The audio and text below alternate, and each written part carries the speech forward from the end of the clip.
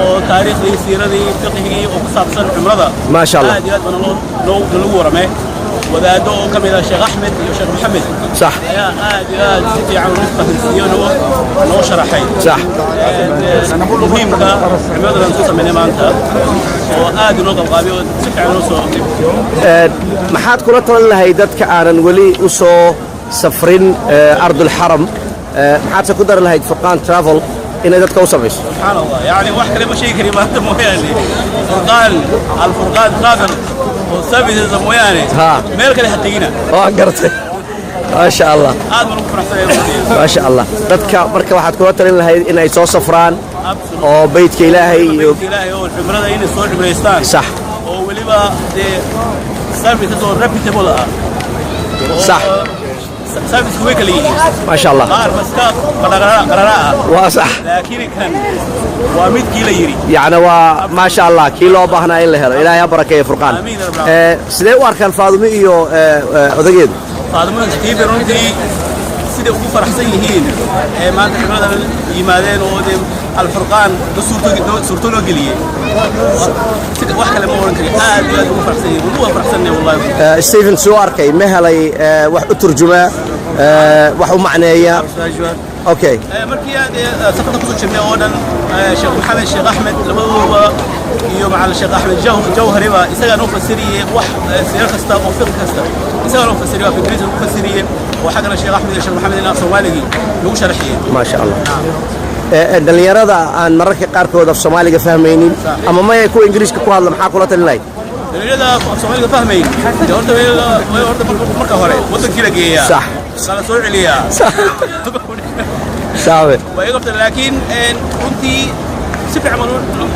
laga dhaadhiciyay labadaba luuqadood صح wey wadaadadu qaar af Ingiriisi fahansan iyo qaar af Carabi fahansan iyo Soomaaliga fahansan ba way ku dhex jiraan intiiba waa loo diyaariyay yani intiiba waa loo diyaariyay oo loo diyaariyay oo sax weeyaan ugu dambeyntii su'aasha u dambeysay ku weydiinayna maamul ahaan sidee la inoo maareeyay dadkeenii la soo waday sidee maaragtay ula kulmeen ay uga heleen baahidoodii ma loo fulay إلا أن نكلم بامنا إلا الآن ما شفت مر قرى وقف دبن قهري مر والبا الفرقان سبيل حزب شابسة إن قف والبا مر والبا والراذي قفتي إنه تشوغل وحاضري صح وياه ومر والبا للسو سلسية صح وياه بارك الله فيك أدوى ما ستي حسن جزاك الله خيرا عليكم السلام ورحمة الله وبركاته ولا حاجات شوك تمانتا we're in Medina and as you see we are actually in front of the Masjid of Nabawi at Medina Munawwara in front of the Bab Umar ibn Khattab. MashaAllah, can you tell us a bit more about your entire journey starting from Birmingham all the way to Medina? Alhamdulillah, first and foremost we praise to God, Allah subhanahu wa ta'ala, who enabled us to come and visit to his house and his haramain, Haram al-Makki or Haram al-Madani. We traveled with a great company who is specialized and has expertise in bringing people into Mecca and Medina. We traveled with Al-Furqan travel tour, Hajj and Umrah, Furqan, from Birmingham, UK to the house of